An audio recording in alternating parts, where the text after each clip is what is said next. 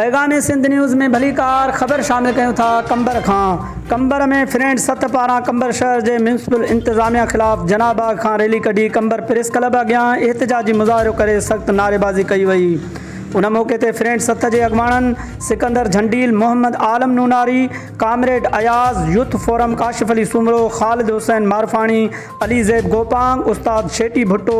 ऐं ॿियनि सहाफ़ियुनि खे ॿुधायो त शहर जी पुराणी म्यूनसिपल दर्जी मार्केट, गर्ल्स कॉलेज वारी घिटी समेत मीराणी महला ऐं कचनि आबादियुनि में गंदगी जा ढेर लॻल आहिनि ऐं नाकारा बणियल सीवरेज सिस्टम सबबि गटरनि जो बीठल गंदो पाणी रोडनि रस्तनि ते हर वक़्तु बीहण सबबि वधंदड़ बदबू सां गॾु गंद किचिरे मां पैदा थींदड़ जरासीम, मच्छर, मलेरिया, साह जी बीमारी, गैस्ट्रो समेत अनेक बीमारियूं फैलजण लॻियूं आहिनि।